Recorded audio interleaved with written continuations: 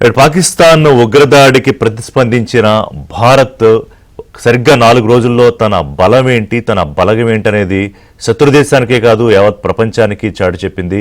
భారత ప్రజలు కూడా సంభ్రమాశ్చర్యాలకు లోనయ్యారు. అంటే ఇంత స్ట్రాంగ్ పవర్ మన దేశానికి ఉంది అని, ముఖ్యంగా ఎయిర్ డిఫెన్స్ విషయానికి వస్తే. సరే, ఈ మొత్తం వ్యవహారంలో మనం ఏదో వెనక్కి తగ్గాము, లేకపోతే ఆపరేషన్ సింధూర్ని అర్ధాంతరంగా ఆపేశాము అని కొన్ని విమర్శలు కూడా వస్తూ ఉన్నాయి. కానీ దేశ ప్రభుత్వం తీసుకునే నిర్ణయం వెనకాల చాలా స్ట్రాటజీస్ ఉంటాయి, ఎన్నో వ్యూహాలు ఉంటాయి. ముఖ్యంగా అంతర్జాతీయ సరిహద్దు వ్యవహారాల్లో ఎలా వ్యవహరించాలి అనేది చాలా స్పష్టంగా ఒక విదేశాంగ వ్యవహారానికి సంబంధించి ఒక చర్చలు జరుగుతాయి. కానీ ఈ మొత్తం వ్యవహారంలో అమెరికా అధ్యక్షుడు ట్రంప్ తీరు భారత ప్రజలెవరికి నచ్చలేదు. ఆయన చేస్తున్న కామెంట్స్ అంటే ముఖ్యంగా యుద్ధం ఆపేశాను అని అన్నారు. తాజాగా నిన్న ఖతార్లో మాట్లాడుతూ నేనే యుద్ధం ఆపలేదు, యుద్ధం ఆపడానికి ప్రయత్నం చేశాను అన్నారు. ఈ నాలిక మన ఒక్కసారి కాదు, గడిచిన 10-15 రోజుల్లో అనేక సార్లు ట్రంప్ ఇదే విధంగా మాట్లాడారు. ముఖ్యంగా వాణిజ్యానికి సంబంధించి నేను ఒక బ్రహ్మాండమైన ఆఫర్ ఇస్తే భారత్ పాకిస్తాన్లు సీజ్ ఫైర్కి ఒప్పుకున్నాయని, అది పచ్చి అబద్ధం. అలాగే నిన్న ఒక బంపర్ ఆఫరు భారత్ అమెరికాకి ఇచ్చిందన్నారు. ఏది? జీరో టారిఫ్కి సంబంధించి భారత్ అమెరికాకి బంపర్ ఆఫర్ ఇచ్చింది అని చెప్పి దాన్ని విదేశాంగ మంత్రి చాలా స్పష్టంగా ట్వీట్ ద్వారా ఖండించారు.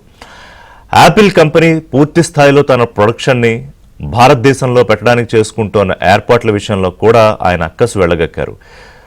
సీఈఓ టిమ్ కుక్తోనే వాళ్ళ పని వాళ్ళు చేసుకుంటారు, భారత్కి ఎలా చేసుకోవాలో తెలుసు, నువ్వు అమెరికాలో పెట్టు అని చెప్పి. అంటే ఎందుకు ఆయన భారత్ మీద ఒక పక్కన మిత్రుడు అంటూనే వెళ్ళగక్కుతున్న అక్కసు, మరోవైపు పాకిస్తాన్ వెనకాల అమెరికా ఉందా అనే అనుమానం కూడా, నేను దీన్ని ఎస్టాబ్లిష్ చేయట్లేదు అనే అనుమానం కూడా కొన్ని అంతర్జాతీయ పత్రికలు అలాగే జాతీయ మీడియా సంస్థల్లో అనుమానం ఉంటే వెనకాల ఉండి యుద్ధం చేయించిందని కాదు. అంతర్జాతీయ మానిటరీ ఫండ్కి సంబంధించి అమెరికా కనుక జోక్యం చేసుకోకపోతే, ఒకవేళ అమెరికా చొరవ తీసుకోకపోతే అది పాకిస్తాన్కి ఎట్టి పరిస్థితుల్లో వచ్చే అవకాశం లేదు. ఇక ఎందుకు భారత ప్రధాని ఈ విషయంలో మౌనంగా ఉన్నారు? ట్రంప్ ఏం మాట్లాడుతున్నా మనం ఎందుకు కామ్గా ఉన్నాం? ముఖ్యంగా కశ్మీర్ విషయంలో అసలు గతంలో మౌనముని అనుకున్న మన్మోహన్ సింగే ఒబామాకి నేరుగా చెప్పారు, కశ్మీర్ విషయంలో మేము ఎవరి జోక్యము సహించము, అది భారత్ పాకిస్తాన్ మధ్య తేల్చుకునే ఒక అంతర్గత వ్యవహారము, కశ్మీర్ భారత్లో విలీనమైన ఒక ప్రాంతం అని చెప్పి. ఏది ఆయన మీద అనేక విమర్శలు ఉండేవి, ఎక్కడ ఆయన మాట్లాడు నోరు విప్పుడు అనేది. కానీ కశ్మీర్ విషయం వస్తే మాత్రం ఆయన స్పష్టంగా ఒబామాకి చెప్తే, ఇవాళ మోడీ ఎందుకు ట్రంప్కి చెప్పలేకపోతున్నారు అనేది ఒకటి మాట్లాడాలి. ఇక సరే, పాకిస్తాన్కి పూర్తిగా అనుకూలంగా ఉన్న దేశాలు అంటే చైనా పాకిస్తాన్ని టూల్గా వాడుకుని భారత్ మీద తన ప్రతీకారం తీర్చుకోవాలనుకుంటోందా? అనేక అంతర్జాతీయ మీడియా కథనాలు చూస్తే అది స్పష్టంగా తేటతెల్లం అవుతుంది. గత 50 ఏళ్లుగా యుద్ధం చేయని చైనా తన లేటెస్ట్ వెపన్ టెక్నాలజీని భారత్ మీద పాకిస్తాన్ యుద్ధంలో ప్రయోగించింది అనేది. నాట్ ఓన్లీ వెపన్స్, టెక్నాలజీ ఇచ్చింది, అలాగే ట్రైనింగ్ కూడా చేసింది అని చెప్పి దాని గురించి కూడా మాట్లాడదాం. మరి తుర్కియా లాంటి ఒక దేశం, అసలు కృతజ్ఞత అనే పేరుకి, గ్రాటిట్యూడ్ అనే పేరుకి అర్థం తెలియని ఒక దేశం క్లియర్గా ఎనిమీ కంట్రీగా నిలబడింది ఇవాళ భారత్కి. గతంలో వాళ్ళకి భూకంపం వస్తే ఆపరేషన్ దోస్త్ పేరుతో భారత్ చేసిన సాయాన్ని మర్చిపోయి పాకిస్తాన్ వైపు ఉన్నామని చెప్తే, సరే కొన్ని చర్యలు తీసుకుంటూ ఉన్నాం, వాటి సంస్థలకు సంబంధించి కార్యకలాపాల నిషేధము, లేకపోతే యూనివర్సిటీలు, అక్కడ యూనివర్సిటీలతో ఉన్న ఒప్పందాల రద్దు, ముఖ్యంగా అజర్బైజాన్ మరొక తుర్కియా పక్కన ఇండియాకి అగెనిస్ట్గా నించున్న ఒక దేశం విషయంలో కూడా స్పష్టమైన చర్యలు తీసుకుంటున్నాం. అలాగే భారత పర్యాటకం కూడా అక్కడికి తగ్గించేసుకునే పరిస్థితి, వెళ్ళట్లేదు పర్యాటకులు. గత వారం రోజుల్లో 50% పైగా క్యాన్సిలేషన్స్ జరిగాయి. సో ఈ విషయాల్లో, ఈ వ్యవహారాల్లో చాలా స్పష్టంగా ఉన్న భారత్ చైనా విషయంలో ఏం చేస్తుంది అంటే, భారత్కి చైనా నుంచి ఎగుమతులు చాలా ఎక్కువ, దాదాపు $120 నుంచి $130 బిలియన్ పైగానే ఉన్న పరిస్థితుల్లో ఎలా వ్యవహరించాలి అనేది ఒకటి. సో మిత్ర దేశాలతో ఏ రకంగా వ్యవహరిస్తున్నాము, మనకి ఎనిమీ కంట్రీగా అంటే డిక్లేర్డ్ ఎనిమీ, ఓపెన్ ఎనిమీ, వెనకాల దాక్కున్న ఎనిమీల విషయంలో భారత్ తీరు ఏ రకంగా ఉండాలి? మోదీ ఎప్పటికైనా స్పష్టంగా మాట్లాడాలా? ప్రతిపక్షాలు అడుగుతున్న ప్రశ్నలకి రాజకీయం కాకపోయినా భారత ప్రజలకు కూడా ఒక సందేశం ఏదో ఒకటి ఇవ్వాల్సిన పరిస్థితి. సరే, శాంతి కోసం భారత్తో చర్చలు సిద్ధం అంటాడు పాకిస్తాన్ ప్రధానమంత్రి. ఆయన కాశ్మీర్ అంశం ఉండాలట, మరి ఉగ్రవాదం అంశం ఉగ్రవాదమే కదా ప్రధాన అంశం చర్చలకి. అది లేకుండా చర్చలకి భారత్ ఎందుకు వెళ్ళదు? సో గడిచిన 10-15 రోజుల పరిణామాలకు సంబంధించి ముఖ్యంగా ఆపరేషన్ సింధూర్ ఎందుకు మొదలైందో మనందరికీ తెలుసు. ఆపరేషన్ సింధూర్ ఎందుకు ఆపాల్సి వచ్చిందనే దానికి కొంత క్లారిటీ ఉంది, కొన్ని ప్రశ్నలు మిగిలిపోయినాయి. అయితే ఈ వ్యవహారంలో ట్రంప్ చేసిన కామెంట్స్, ఆయన ఏం మాట్లాడినా కూడా మోడీ ఎందుకు మౌనంగా ఉన్నారు అంటే ఉన్న కొన్ని ప్రశ్నలు. అలాగే మోదముని అని పేరు పడిన మన్మోహనే చాలా స్పష్టంగా కశ్మీర్ విషయంలో ఎవరు జోక్యం సహించమంటే అంత స్ట్రాంగ్గా మనం అంటే మోదీ ఎందుకు చెప్పలేకపోతున్నారు? యాపిల్ అనే సంస్థ మాస్ ప్రొడక్షన్ భారత్లో పెట్టాలి అనుకున్న ఆలోచనను ఓపెన్గా ఖతార్ పర్యటనలో మీడియా ముందు వద్దు అని టిమ్ కుక్కి నేను చెప్పానని ట్రంప్ చెప్పగలుగుతుంటే మనం చూస్తూ ఊరుకోవడమేనా? అలాగే టర్కీ విషయంలో కఠినంగా, తుర్కీ విషయంలో కఠినంగా వ్యవహరిస్తున్న మనం మిగతా దేశాల విషయంలో చైనా, పాక్ వెనకాల వెన్నుదన్నుగా ఉన్న చైనా విషయంలో ఎలా వ్యవహరించాలి? పాక్ను వెనకేసుకొస్తూ భారత్పై పెత్తనం చేస్తుంటే అంటే భారత సార్వభౌమాధికారాన్ని ప్రశ్నిస్తుంటే ఎలా రియాక్ట్ అవ్వాలి? మనతో పాటు సంజయ్ పులిపాక వారు జాయిన్ అవుతున్నారు. విదేశీ వ్యవహారాల నిపుణులు నల్లమూతు చక్రవర్తి గారు, విశ్లేషకులు పెంటపాటి పుల్లారావు గారు, ప్రముఖ విశ్లేషకులు. ముగ్గురు అనలిస్టులు కూడా ఈ ఫారిన్ అఫైర్స్ సంబంధించి వాళ్ళకి పూర్తి స్థాయిలో లోతైన అధ్యయనం చేస్తూ ఉన్న విశ్లేషకులు. Good morning all of you అండి, thanks for joining. Right, Sanjay garu, so ముందు డిస్క్లైమర్ మీ ముగ్గురికి నేను ఇచ్చేది ఏంటంటే, సాధారణంగా గెస్ట్లకు ఎప్పుడు నేను డిస్క్లైమర్ ఇవ్వను, కానీ ఇస్తున్నాను. ట్రంప్ పిచ్చోడండి, ఏదో మాట్లాడతాడు, మనం పట్టించుకుంటే అలాగా, ముఖ్యంగా మా పుల్లారావు గారికి మనం పట్టించుకుంటే అలాగా, సీరియస్గా తీసుకుంటే అలాగా నేను ఒప్పుకోను. ట్రంప్ పిచ్చోడైతే ఏది పడితే అది మాట్లాడుకుంటే భారత సార్వభౌమాధికారాన్ని తూట్లు పొడిచేలాగా మాట్లాడుతుంటే ఎందుకు ఊరుకోవాలి? మోదీ ఎందుకు స్ట్రాంగ్గా సమాధానం చెప్పట్లేదు అన్న దాని దగ్గర నుంచి మొదలు పెడతాను సంజయ్ గారు. సో ఆయన ఏమంటాడు, వాణిజ్యం కోసం ఆపరేషన్ సింధూర్ ఆగిపోయింది. నేను ఆఫర్ ఇస్తే ఇద్దరు కూడా బ్రహ్మాండంగా సంతోషం వ్యక్తం చేశారు. ఏమిటి, యుద్ధం ఆపేసి మీరు పాక్తో వ్యాపారం చేయమని ఆయన చెప్తే. అలాగే ఇప్పుడు భారత్ జీరో టారిఫ్ అనే బంపర్ ఆఫర్ ఇచ్చిందిట అమెరికాకి. సరే, దాన్ని విదేశాంగ మంత్రి అపరిపక్వత అనే పదం వచ్చేలాగా క్లియర్గా వాడారు అనుకోండి. అలాగే యాపిల్ సంస్థ ప్రొడక్షన్ ఇండియాలో వద్దని నేను చెప్పానని ఓపెన్గా చెప్తాడు. What is this nonsense Sanjay గారు?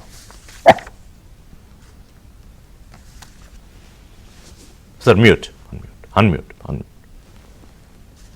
మీరు డిస్క్లైమర్ ఇచ్చారు కదా, ట్రంప్ స్టైల్ ఇంతే అని, దాంతోనే మొదలెడతానండి. జనరలీ ట్రంప్ స్టైల్ ఇంతే. నిన్న మీరు గమనించారో లేదో, తన ట్రూప్స్ తో మాట్లాడుతూ డొనాల్డ్ ట్రంప్ అసలు ఫ్రాన్స్ కి సెకండ్ వరల్డ్ వార్, రెండో ప్రపంచ యుద్ధంలో మనం కనుక సహాయం చేయకపోయి ఉంటే ఈ రోజుకి ఫ్రాన్స్ జర్మనీ చేతుల్లో ఉండేది. సో కాబట్టి మీరు మర్చిపోయారా, హిట్లర్ వచ్చి ఈఫిల్ టవర్ దగ్గర స్పీచ్ ఇచ్చాడు. సో మీ మీరు స్వతంత్రంగా ఉన్నారు ఈ రోజు అంటే దానికి మేమే కారణం. సో దానికి మీరు ఏ మూల్యం చెల్లిస్తారు అన్నట్టు మాట్లాడారండి. అంటే 45 సంవత్సరాల క్రితం, 70 సంవత్సరాల క్రితం జరిగిన రెండో ప్రపంచ యుద్ధంలో గెలుపుకి ఫ్రాన్స్ కి తోడ్పడ్డాం కాబట్టి ఈ రోజు మీరు మాకేం చేస్తారని ఆయన చెప్పడం జరుగుతోందండి. సో ఒకటి, ఆయన భారతదేశమే కాదు అన్ని దేశాలతో అలానే మాట్లాడుతున్నారండి. అలా అని మీరు చెప్పినట్టు మనం మౌనంగా కూర్చోవలసిన అవసరం లేదు. సరే, ఈ ట్రేడ్ విషయానికి వస్తారా? ట్రేడ్ విషయానికి వస్తే Pakistan total trade with United states మనకి తెలిసిందే, $7 బిలియన్ అంతే. మన ట్రేడ్ విత్ పాకిస్తాన్ వచ్చేసరికి చూసుకుంటే అది $120 బిలియన్ ఇన్ గూడ్స్. దానికి ఒక సర్వీస్ ట్రేడ్ కూడా యాడ్ చేస్తే $180-190 బిలియన్, దాదాపు $200 బిలియన్ అవుతుందండి. పాకిస్తాన్ జీడిపి వచ్చి $350 బిలియన్ అండి. అంటే పాకిస్తాన్ జీడిపితో దాదాపు సమానంగా ఇండియా అమెరికాతో వాణిజ్యం చేస్తున్నాయి. సో ఈ రెండింటినీ ఒకటేలాగా చూడటం అన్నది ఆయనకి మంచిది కాదు, మనకి సరే మనకి ఇబ్బందులు ఉంటాయి అలా మాట్లాడటం వల్ల.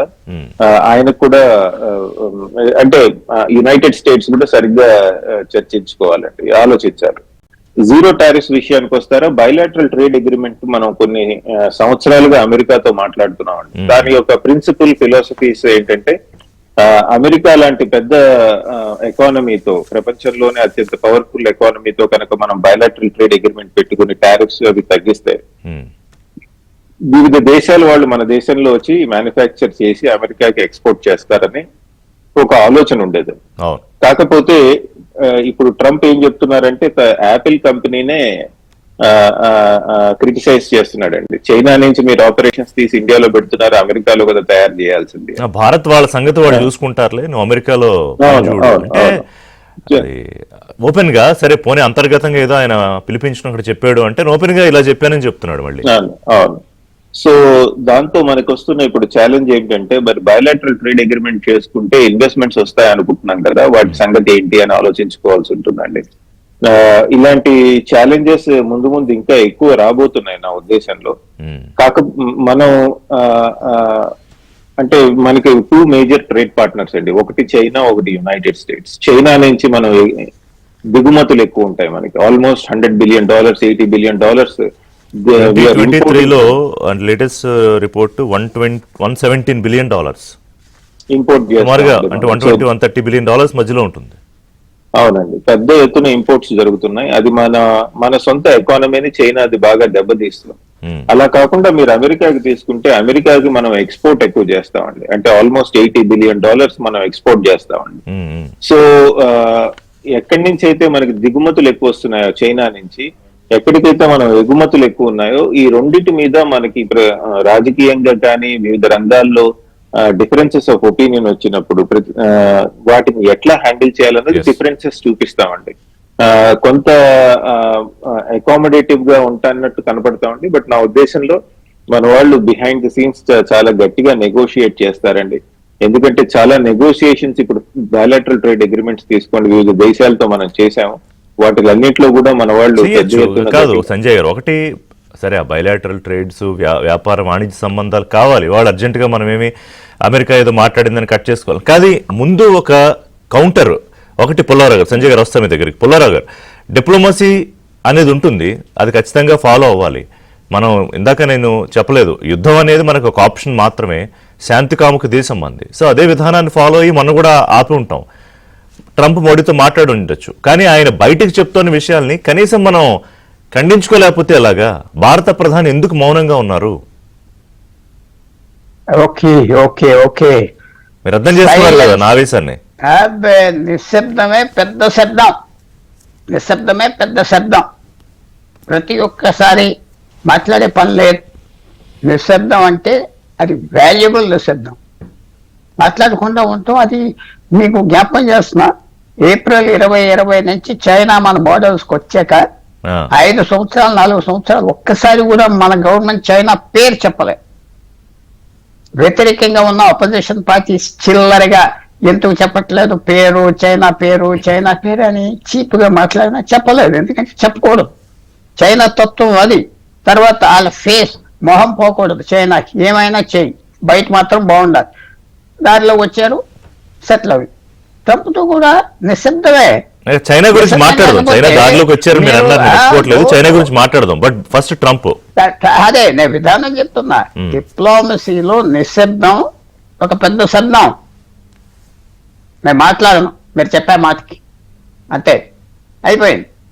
ఈవేళ మాట్లాడి మీరు ఇలాగన్నారంటే వాడు ఇలాగన్నానంటాడు.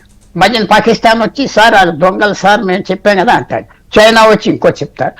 Media, international media, India fighting with Trump అంటారు. ఆడు మళ్ళీ తిడతాడు. మీరేమంటారు, తిడితే ఊరుకుంటావా అంటారు. శబ్దమే పెద్ద శబ్దం.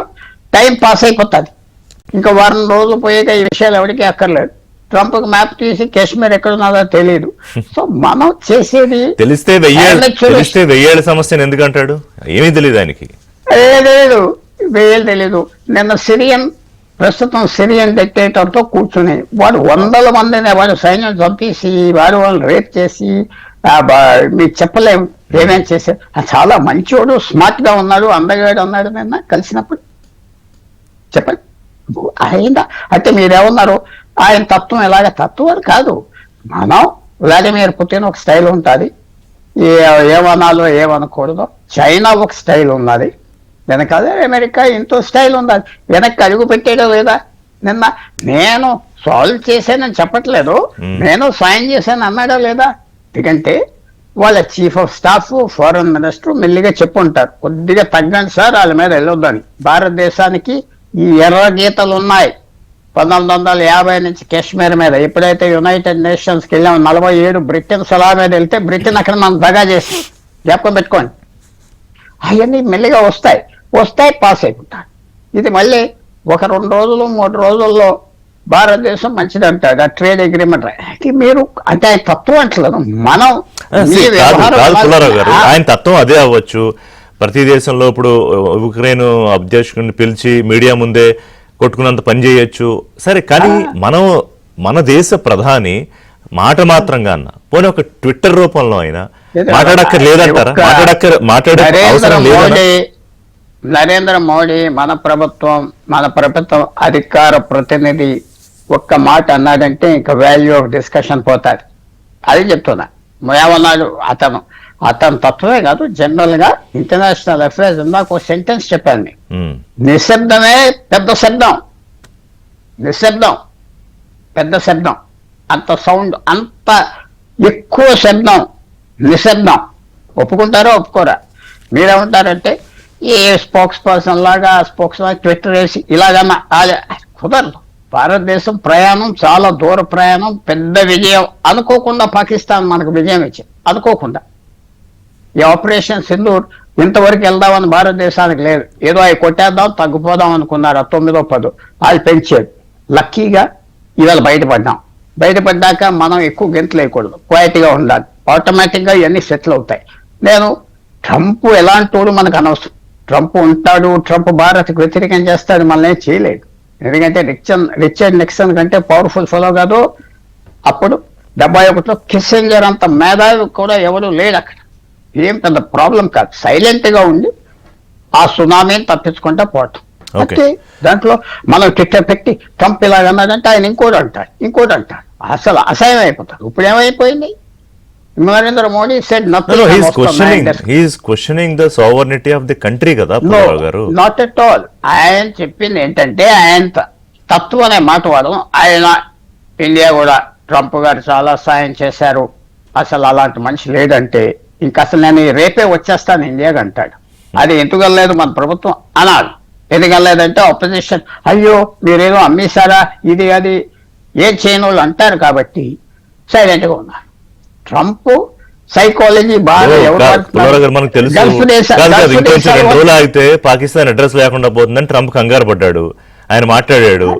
సరే ఆ అణ్వాయుధాలు లీకులు అదేదో వ్యవహారం నిజమో కాదు తెలియదు, అది నడుస్తుందో పక్కన.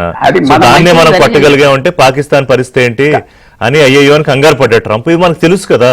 ట్రంప్ అంటే మన శత్రు దేశం వెనకాల ద్వైపాక్షికంగా కూడా కాదు, దాదాపు ఏకపక్షంగానే ఉండి మాట్లాడుతున్నట్టే. పైకి ఏం మాట్లాడు అంటే వ్యాపారం చేసుకోమన్నా ఇద్దరు సంతోషించారు, థ్యాంక్ యూ చెప్పారు అన్నట్టు మాట్లాడుతున్నాడు కదా ఆయన.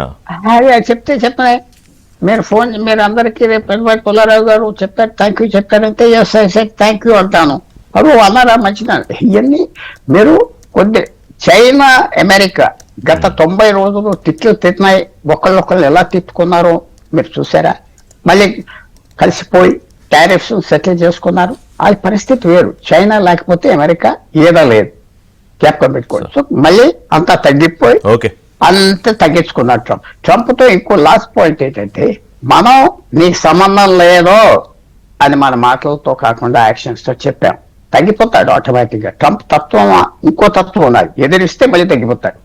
వ్యాపారస్తు వీడు ఏదో చేతిలో కర్ర ఉన్నది కొట్టబోతున్నాడు, అన్ని బాగా హ్యాండిల్ చేస్తున్నాడు. ట్రంప్ బెదిరిస్తే బెదురుతాడు, కామ్గా ఉంటే కానీ ఎందుకు బెదిరించాలి? మీ చేతులు అంతా ఉన్నాక ఎందుకు బెదిరించాలి? రేపు క్వాడ్ మీటింగ్ వస్తుంది, America, Australia, England and America 4 దేశాల్లో ఉన్నప్పుడు ఆ క్వాడ్ మీటింగ్ లో ఎత్తుతారు. బహుశా మీరు చెప్పేదే గౌరవ ప్రధాని మోదీ గారు ప్లాన్ అయ్యి పాకిస్తాన్ తో జరిగిన ఈ లిమిటెడ్ వార్ లో ఎవరు ఎటువైపు అనేది దాదాపుగా భారతదేశానికి ఒక అంచనా వచ్చింది. ముఖ్యంగా అమెరికా విషయంలో అందరూ భావించింది ఏంటంటే నిష్పక్షపాతంగా భారత్ వైపు ఉంటారు అనుకుని. అంటే పూర్తిగా పాకిస్తాన్ అమెరికా సంబంధాలు తెలియకపోవడం వల్ల బహుశా అది ఆశించి ఉండొచ్చు, but it's not true. So Chakravarthi garu, ఇప్పుడు పుల్లారావు గారు ఏదైతే చెప్పారో అంటే శబ్దం చేయకుండా ఉండడం, అంటే నిశ్శబ్దమే చాలా పెద్ద శబ్దం, దాంతో ఏకీభవిస్తారా మీరు? ట్రంప్ చెప్పిన విషయాలు ఏవి సీరియస్ గా తీసుకోలేము. ఇప్పుడు ప్రపంచంలో నాయకులందరూ కూడా ట్రంప్ మాట్లాడే విధానానికి కొంత దౌత్యపరంగా డిప్లొమాటిక్ గా ఎట్లా ట్యాకిల్ చేయాలని నేర్చుకుంటున్నారు. ట్రంప్ పద్ధతి ఏంటంటే అన్రీజనబుల్ డిమాండ్స్ పెడతాడు. ఏది ఆకాశం ఎత్తు డిమాండ్ ఒకటి పెడతాడు, 0 టారిఫ్స్ ఏదో అంటాడు. లేకపోతే చైనా మీద 100% టారిఫ్లు అంటాడు. అన్న తర్వాత సంక్షోభం సృష్టించిన తర్వాత నెగోసియేషన్స్, చర్చలకు రండి అంటాడు. ఆ చర్చల్లో 100% ఉండదు, 10%, 20% తీసుకొచ్చి చేస్తాడు. So that is how it is, his style has been. అందరూ నేర్చుకుంది. కానీ అమెరికా పాకిస్తాన్ వైపు మొగ్గింది అనే దానికి నేను ఏకీభవించను. మరి ఎందుకు అనుకుంటున్నారు అందరూ నాకు తెలియదు. బట్ భారత్ వైపు లేదనేది ఒప్పుకుంటారా? లేదు, 100% భారత్ వైపే ఉంటాడు. ఇవాళ మనకు వాళ్ళకున్న ట్రేడ్ ఎక్కువ, మనకు వాళ్ళకి సత్సంబంధాలు ఉన్నాయి. చైనాతో వాళ్ళకి శత్రుత్వం ఉంది. ఈ రోజు చైనా ఈజ్ మెల్లిగా సూపర్ పవర్ గా ఎదుగుతోంది. ఆ డిప్లొమసీలో భారత్ భూమిక చాలా ముఖ్యమైంది. కాబట్టి ట్రంప్ ఏదో మనల్ని అవమానించాడు అన్న దాంతో నేను ఏమాత్రం ఏకీభవించను. ఎందుకంటే కెనడాని 51 రాష్ట్రం చేసుకుంటాం అన్నాడు అమెరికాలో. మెక్సికో వాళ్ళని అవమానించాడు, యూరోపియన్స్ అవమానించాడు. వీళ్ళు కలిసి యుద్ధాలు చేసి 10,000 మంది చనిపోయారు అమెరికన్స్. ఇది ఆ యూరోపియన్ దేశాల కొరకు, ఫ్రాన్స్ కొరకు కానీ, ఇంగ్లాండ్, యూకే కొరకు కానీ. ఆ దేశాలతో కూడా ఇట్లాగే మాట్లాడుతున్నాడు. గ్రీన్లాండ్ మీద తీసేసుకుంటా అంటాడు. ఏంటో మనకు అర్థం కాదు. డెన్మార్క్ తో గొడవ పెట్టుకున్నాడు దాని మూలంగా. కాబట్టి మనల్ని ఒక్కరిని ఎంచుకొని మన్నేదో మన మీద శత్రుత్వం ఉందనుకోవటం కాదు. అది అతని విధానం, అతని పద్ధతి, అతని క్యారెక్టర్. కాబట్టి పుల్లారావు గారితో పూర్తిగా ఏకీభవిస్తున్నాం. మనం టిట్ ఫర్ టాట్ అని అతను నోరు పారేసుకున్నాడు, మనం నోరు పారేసుకోవటం అనేది కరెక్ట్ కాదు. భారతదేశానికి అమెరికా వ్యతిరేకం అనేది కూడా ముమ్మాటికి కరెక్ట్ కాదు. ఓకే, సో భారత్ ఈ మొత్తం వ్యవహారంలో కనీసం ఒకటైతే అర్థమై ఉంటుంది కదా, అంటే దౌత్యపరంగా ఎవరు ఎలా ఉన్నారు, అంటే భారత్ భవిష్యత్తులో ఎటువంటి ప్రణాళికలు వేసుకోవాలి ఇలాంటి పరిస్థితులు వచ్చినప్పుడు. ఎందుకంటే సరే ట్రంప్ విషయంలో ఎనివే నాకున్న అభిప్రాయాలు నాకున్నాయి, మీకున్న అభిప్రాయాలు మీకున్నాయి, respect your opinions, no doubt అందులో. బట్ నాకున్న క్లారిటీ నాకుంది. ఎందుకంటే చాలా క్లియర్గా పాకిస్తాన్కి ప్రమాదం రాకుండా ట్రంప్ మధ్యలో వచ్చాడు. That is what my understanding. So దాన్ని మీరు ఎనీవే ఒప్పుకోవడానికి సిద్ధంగా లేకపోయినా ఓకే, నాకు ప్రాబ్లం లేదు. కానీ చైనా చైనా విషయం కూడా మాట్లాడతాను. ఒక చిన్న విషయం ఏంటంటే, పాకిస్తాన్, భారతదేశం రెండు అణ్వాయుధాలు ఉన్న దేశాలు. ఈ రోజు మన దేశంలో ఈ పాకిస్తాన్ తో మనకున్న డిస్ప్యూట్ మీద చర్చ చాలా ఎమోషనల్ గా జరుగుతుంది. ఈ emotions are very dangerous. Pakistan ని మట్టి గర్పించాం, పాకిస్తాన్ ని ధ్వంసం చేశాం, వాళ్ళ ఎయిర్ ఫోర్స్ ఫినిష్ అయిపోయింది, తలుచుకుంటే పిఓకే మొత్తం వచ్చేసేది. ఈ భాష అనేది చాలా ప్రమాదకరమైన భాష. అండ్ మన నాయకులు కూడా మోడీ గారితో సహా ఈ ఎమోషన్స్ ని ప్రజల్లో బాగా పెంచారు. సాంప్రదాయ యుద్ధాలు, ట్రెడిషనల్ వార్స్ చేసి మన సమస్యలు పాకిస్తాన్ తో మనం సెటిల్ చేసుకోలేము, అది జరిగే పని కాదు. దీనికి ఎన్నో ఉదాహరణలు ఉన్నాయి. అమెరికా చేసిన యుద్ధాలు అన్ని దాదాపు నా అభిప్రాయం అన్ని వైఫల్యాలే. ఇరాక్ యుద్ధం వైఫల్యం, వియత్నాం యుద్ధం వైఫల్యం, ఆఫ్ఘనిస్తాన్ లో వైఫల్యం. కాబట్టి ఈ యుద్ధ విమానాలు, ట్యాంకులు, బ్యాటిల్ షిప్స్, వీటితో యుద్ధాలు చేసి గెలిచే రోజులు వెళ్ళిపోయాయి. ఇప్పుడు అది కాదు. Okay, I agree. ఇప్పుడు యుద్ధం అనేది, అందుకే నేను ఇందాక చెప్పా, యుద్ధం అది అనివార్యం అయితే తప్ప యుద్ధం అనేది ఒక ఆప్షన్ గానే ఉంచుకోవాలి. It's last final resort. ఇప్పుడు ట్రంప్ యుద్ధం ఆపేసాను అంటాడు, మరి ఇజ్రాయెల్ కు మాట చెప్పి అక్కడ గాజా మీద యుద్ధం చేయొద్దని చెప్పొచ్చు కదా. అమాయకులు చాలా మంది చనిపోతున్నారుగా, అక్కడ ఎందుకు చెప్పడు, ఇక్కడ ఎందుకు చెప్తాడు? సో క్లియర్ గా అమెరికా ఇంటెన్షన్ ఏంటో మనందరికీ తెలుసు. యా, ఇజ్రాయెల్ తో ఉన్న సంబంధాలు అమెరికాకి different from the relationship we have with India. అమెరికాకి ఇండియాతో ఉన్న సంబంధాలు వేరు, ఇజ్రాయెల్ తో ఉన్న సంబంధాలు వేరు. అన్నిటినీ ఒకటే ప్రిజం లో చూడలేము. They are invested. This a huge Jewish community అమెరికాలో. వాళ్ళకి ఇజ్రాయలీ సపోర్ట్ అనేది చాలా ముఖ్యం. ఎన్నికల్లో అన్నిట్లో కూడా చాలా ముఖ్యమైన పాత్ర వహిస్తారు. Jewish community is a very powerful community అమెరికాలో. భారతీయ కమ్యూనిటీ ఆ దశకు చేరకపోయినా భారతీయ కమ్యూనిటీ కూడా ఈస్ క్వైట్ పవర్ఫుల్. కాబట్టి రెండింటిలో ఒకటి దాంట్లో పెట్టలేము. బట్ నేను అనేది ఏంటంటే, ప్రపంచంలోని దేశాలన్నీ కూడా ఎప్పుడైతే ఇండియా పాకిస్తాన్ యుద్ధం దిశగా ప్రయాణం చేసినప్పుడు ఆందోళన చెందటం సహజం. జోక్యం చేసుకుని సర్ది చెప్పడానికి దౌత్యపరంగా ఇద్దరి మధ్య సయోధ్య కుదర్చడానికి ప్రయత్నించడం సహజం. ఇది బిహైండ్ ద స్క్రీన్స్ డిప్లొమాటికల్లీ చేస్తారు. మనకు సిమ్లా అగ్రిమెంట్ ద్వారా ఉన్నది ఏంటంటే, పాకిస్తాన్, భారతదేశం ఎట్లాంటి విభేదాలున్నా ద్వైపాక్షిక బైలాటరల్ చర్చల ద్వారా చేసుకోవాలి, ఇతరుల జోక్యం ఉండకూడదు అనేది ఉంది. కరెక్ట్. అది ఈ రోజుకి వైలేట్ కాలేదు. కానీ అన్అఫీషియల్ గా బిహైండ్ ద స్క్రీన్స్ ఎన్నో దేశాలు దీంట్లో వస్తాయి, సహాయం చేయడానికి ప్రయత్నం చేస్తాయి, సయ్యద కుదర్చడానికి ప్రయత్నం చేస్తాయి. దాన్ని ఏ మాత్రం మనం తప్పపట్టలేము. సో అది భారత్ మీద ప్రేమతో అయితే భారత్ మీద ప్రేమతో అయితే కాదు వాళ్ళు మాట్లాడే మాటలు. భారత్ మీద ప్రేమ, మీరే భలే మాట అంటారు. భారత్ మీద ప్రేమ ఎందుకు లేదనుకుంటున్నారు మీరు? ఎలా ఉందో చెప్పండి. కాదు కదా, ఎలా ఉందో చెప్పండి. ఇప్పుడు యాపిల్ అనేది ఇండియాలో వాళ్ళు మాస్ ప్రొడక్షన్ చేయడానికి రెడీ అవుతుంటే టిమ్ కుక్ ఎందుకు చెప్తాడు ట్రంప్, భారత్ నాకు మోడీ చాలా మంచి ఫ్రెండ్ అంటే నువ్వు కావాలంటే హెల్ప్ చేయి, యాపిల్తో పాటు ఇంకో కంపెనీ పెట్టించు భారత్లో, వచ్చే కంపెనీ వద్దని ఎందుకు చెప్తాడు ట్రంప్? దాన్ని సపోర్ట్ చేస్తారా? చాలా చక్కటి ప్రశ్న అడిగారు. ఇప్పుడు మోడీ ఉన్నారు, ఎన్నిక కాగానే మేక్ ఇన్ ఇండియా అన్నారు. అందరూ భారతదేశంలోనే చేయాలి, మీరు విదేశాల్లో దిగుమతులు చేసుకోవద్దు, మనమే చేసుకోవాలన్నాం. ఎవరు ఏమనలేదు దానికి అభ్యంతరం. ట్రంప్ ఏమంటున్నాడు, అన్ని అమెరికాలో తప్పు ఆర్థిక విధానం, అది చాలా తప్పు ఆర్థిక విధానం. కానీ ఏమంటున్నాడు, మన ఉద్యోగాలు మన దేశంలో ఉండాలి కాబట్టి మన కంపెనీలు మన ఫ్యాక్టరీలు మనం అన్ని ఇక్కడ ఉత్పత్తి చేస్తాం అంటున్నాడు. ఇది తప్పు కానప్పుడు అది తప్పు ఎట్లయింది? 1, 2 ట్రంప్ అన్నాడు, కానీ ఇంకొకటి అన్నాడు, కెనడా మీద అదే అన్నాడు, మెక్సికో మీద అదే అన్నాడు, చైనా మీద అదే అన్నాడు, యూరోపియన్ యూనియన్ మీద అదే అన్నాడు, యునైటెడ్ కింగ్డమ్ మీద అదే అన్నాడు. మరి నేను ఒక్కరిని ఎంచుకొని చేయలేదు కదా అన్నాడు. అన్నంత మాత్రం యాపిల్ వాళ్ళని అడిగితే ఏమన్నారు, యాపిల్ కంపెనీ మేము ఏ మాత్రం మార్చట్లేదు, పెట్టుబడులు ఇదే విధంగా చేస్తాం, భారతదేశంలో చేస్తాం అన్నారు. సో మనం ఒక్కరిని ఎంచుకొని చేస్తే మీరు యూ కెన్ సే, ఇప్పుడు ట్రంప్ ఒక్క భారతదేశాన్ని ఎంచుకొని మిగిలిన దేశాన్ని అన్ని పక్కన పెట్టి అక్కడ పెట్టుబడులు పెట్టడానికి వీల్లేదు అన్నంత మాత్రం అంటే మీరు తప్పకుండా మీరు చెప్పిన వాదనలో కొంత క్రెడిబిలిటీ ఉంది. ఓకే, చర్చిద్దాం. But still I'm not convinced. మళ్ళీ దీని మీద ప్రత్యేకంగా మనం గంటన్నర పెట్టుకోవాలి. సంజయ్ గారు, కమింగ్ టు చైనా అండి, అంటే సరే తుర్కియా విషయంలో క్లియర్గా మనం ఒక స్టాండ్ తీసుకున్నాం. సరే వాడొక కృతజ్ఞత లేని ఒక దుర్మార్గ దేశం, మనం ఆపరేషన్ దోస్త్ పేరుతో హెల్ప్ చేస్తే ఇవాళ మనకి ఆపరేషన్ సింధూర్లో 8 పక్కన చేరి మొత్తం వెపన్స్, స్ట్రాటజీ, మ్యాన్ పవర్ అన్నీ. సరే తుర్కియా మీద ఒక స్టాండ్ ఇవ్వకుండా తీసుకుని ఉందాక నేను చెప్పినట్టు అజర్బైజాన్కి కొన్ని స్టాండ్స్, వీళ్ళే వెళ్ళట్లేదు, పర్యాటకులు కూడా దాదాపు తగ్గిపోయారు. But what about China sir? China weapons తో పాటుగా ఫోర్స్ని కూడా ట్రైన్ చేసింది, స్ట్రాటజీని కూడా షేర్ చేసింది. అలాగే 50 ఏళ్ళు వాళ్ళకి తుప్పుపట్టిపోయాయో లేకపోతే కొత్తగా తెచ్చుకున్న వాటినో ప్రయోగించింది, ఇందులో టెస్ట్ చేసుకుంది. నేను చెప్పిన మాట కాదు, మీరు కూడా అనేక అంతర్జాతీయ పత్రికలు మీడియా ఫాలో అవుతారు కాబట్టి వాళ్ళు చెప్పింది. సో చైనా తీరు, చైనా వ్యవహారంలో మన తీరు ఏంటి?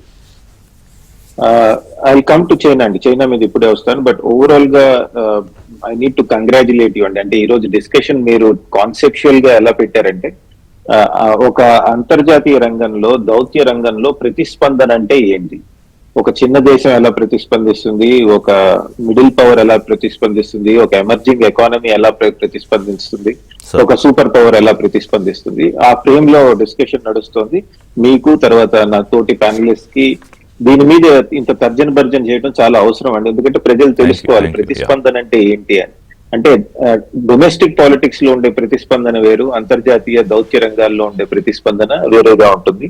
అది మిగతా ప్యానలిస్ట్ చెప్పినట్టు చాలా కాంప్లికేటెడ్ ఇష్యూ.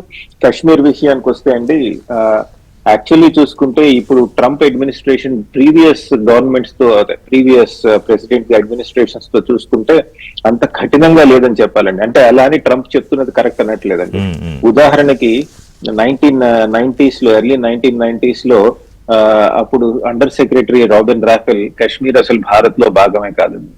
అలానే ఒబామా టైంలో ఇండియాకి పాకిస్తాన్ కి కలిపి ఒక స్పెషల్ రిప్రజెంటేటివ్ పెట్టాలి అని ఆలోచించారండి కశ్మీర్ సాల్వ్ చేయడానికి.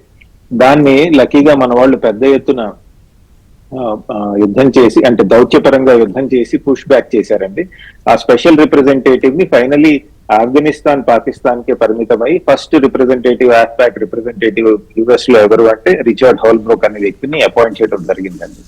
సో మనం కనుక అమెరికా కశ్మీర్ మీద వైఖరి తీసుకుంటే కనుక చాలా కాలంగా ఒక వైఖరి అవలంబిస్తోందండి. దాని మీద మనం ప్రతిస్పందిస్తూనే ఉన్నాం, మనం దానికి ఎప్పుడూ తల వంచలేదు. 1990లో పివి నరసింహారావు గారు ప్రధానమంత్రిగా ఉన్నప్పుడు తీవ్రమైన ఆర్థిక సంక్షోభంలో కూడా మనం కశ్మీర్ మీద మీడియేషన్ కి అలౌ చేయలేదు. ఇప్పుడు కూడా అది జరగదండి. తర్వాత ప్రతిస్పందన ఎలా ఉండాలి అని చాలా విషయాలు మీరు తీసుకోండి. యుక్రెయిన్ రష్యా యుద్ధం జరుగుతున్నప్పుడు మన ప్రధాని మీద చాలా ఒత్తిడి వచ్చింది, మీరు రష్యా చేస్తున్నది తప్పు అని చెప్పమని.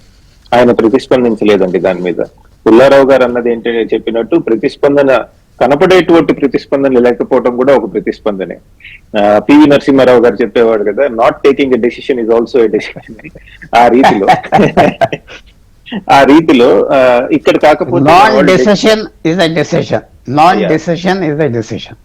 ఇక్కడ మన వాళ్ళు చూపిస్తుంది ఏంటంటే ప్రతిస్పందన, కనపడే ప్రతిస్పందన అంటే వెనకాల దౌత్యపరంగా పెద్ద ఎత్తున నడుస్తూ ఉంటాయి. ఇప్పుడు యుక్రెయిన్ రష్యా విషయం తీసుకుంటే అందులో కూడా మనం మనకు కావాల్సినట్టు ప్రతిస్పందించాం. ఒక్కొక్కసారి అంతర్జాతీయ పాలిటిక్స్ లో డిప్లొమసీలో ప్రవోక్ చేస్తారు so that we get in to their style of response. వాళ్ళకి కావాల్సినట్టుగా ప్రతిస్పందించాలని ట్రాప్ వేస్తారు, అందులో మనం పడకూడదండి. అన్ని విషయాలు తీసుకోండి మీరు, యుక్రెయిన్, రష్యా, గాజా, ప్యాలెస్టైన్ అన్నిట్లో మన ప్రభుత్వము, ఈ ప్రభుత్వమే కాదు మిగతా ప్రభుత్వాలు కూడా ఈ పాశ్చాత్య దేశాలు అవలంబించినటువంటి పద్ధతిని, ప్రతిస్పందని మనం అవలంబించమండి. సో అది మనం పరిగణలోకి తీసుకోవాలి. పుల్లారావు గారు, చైనా విదేశాంగ మంత్రి పాకిస్తాన్ విదేశాంగ మంత్రికి ఫోన్ చేసి చాలా స్పష్టంగా ఎస్ మీరు నిష్పాక్ష విచారణ అడుగుతున్నారు, మేము దీనికి సపోర్ట్ చేస్తున్నాం అని చెప్పాడు. దాంతోపాటుగా J-10C విమానాలు, క్షిపణులు PL-15, HQ-9 వాయు రక్షణ వ్యవస్థలు ఇవన్నీ కూడా భారతీయ దళాలపై ప్రయోగించారు. అనేక అంతర్జాతీయ మీడియాలు కూడా రాశాయి. సరే, థ్యాంక్స్ టు చైనా ఏంటంటే కొన్ని పనిచేయలేదు అందులో. సో నా పాయింట్ ఏంటంటే ఇవాళ ఇప్పుడు ఈ చైనా, బంగ్లాదేశ్ను కూడా పట్టుకొస్తున్నాను నేను ఇక్కడ. వీళ్ళ ముగ్గురిని అంటే పాకిస్తాన్, బంగ్లాదేశ్, చైనాని, Pakistan is open declared enemy, China is open enemy, Bangladesh is a potential enemy. ఒప్పుకుంటారా?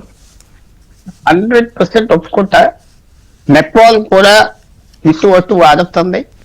అయినా మన తప్పులే కదా. 1971లో బంగ్లాదేశ్ చీల్చాం, అదేదో పెద్ద విజయం అనుకున్నాం. ఇవాళ మనం పీకి మీద ఇంకో దేశం వచ్చింది, పాకిస్తాన్కి ఒక సైతాన్ వదిలేసింది. నేపాల్ 2006లో 200 సంవత్సరాలు దాదాపు ఒక మహారాజా ఉండేవాడు, ఇటు అటు ఉండేవాడు. వాళ్ళని తీసేయాలని గొప్ప డెమోక్రసీ అట. భారతదేశం నుంచి పడకుర్చీలో కూర్చున్న రాజకీయ నాయకులు వాళ్ళు డెమోక్రసీ ఇవ్వాలంటే భారతదేశం వాళ్ళని తరిమిస్తుంది. రాజా నేపాల్ వచ్చిన వాళ్ళంతా భారతదేశానికి వ్యతిరేకం నేపాల్లో. ఇప్పుడు మీరు అవన్నీ రెక్టిఫై చేసుకోవాలి, లాంగ్ టర్మ్ లో రెక్టిఫై చేసుకోవాలి. నేపాల్లో, బంగ్లాదేశ్లో రెక్టిఫై చేసుకోవాలి. బంగ్లాదేశ్కి ఆటోమేటిక్గా ఎప్పుడు మన ఎనిమి 75 నుంచి ముజిబుర్ రెహమాన్. అసలు చెప్పాలంటే ముజిబుర్ రెహమాన్ మనం ఎంతో పొగుడుతాం. అతని కెరియర్ స్టార్టింగ్ లో వేల మందిని ఎన్ని రోజులు చంపేశాడు జ్ఞాపకం చేసుకోండి. సూరావాది అసిస్టెంట్ రోజున ముజిబుర్ రెహమాన్ తప్పు చాలా పెద్ద. అంటే ఒకటి ఇదే నేను చెప్పే మాట అన్యాయం. తిరిగి వెనక్కి చూసి 50 సంవత్సరాల క్రితం అలా చేయవలసింది, 100 సంవత్సరాల క్రితం అలా చేయవలసింది, మా తాతగారు 1000 ఎకరాలు కొనవలసింది ఉన్నట్టుగా కాదు. ట్రంప్ అన్నాడు కదా 40 ఏళ్ల క్రితం మీరు అలా చేసాం, మీరు ఇప్పుడు మాకు ఇలా చేయండి అని. అవన్నీ మనం చూస్తే తప్పకుండా ఉన్నది ఎనిమిది. పాకిస్తాన్ తో క్లియర్ గా మోడీ డాక్ట్రిన్ అని వచ్చింది. 5-6 పాయింట్స్ చెప్పాడు. నువ్వు టెర్రరిజం చేస్తే యుద్ధం డిక్లేర్ చేస్తాం, నీతో కూర్చుని మాట్లాడేది సమానంగా ఏమీ లేదు. మా పాకిస్తాన్, మా కాశ్మీర్ ఎలా తిరిగిస్తావు, టెర్రరిస్ట్ ఎలా హ్యాండ్ ఓవర్ చేస్తావు. మూడోది, మీతో ట్రేడ్ లేదు, ఏం లేదు, అది ఏం లేదు. ఇవన్నీ నేనేదో ద్వైపాక్షిక సంబంధాలు అనేదో వాడినట్టున్నారేంటి మన విదేశాంగ మంత్రి? వాడారా? నేను ఎక్కడో చదివాను, అది కరెక్టేనా?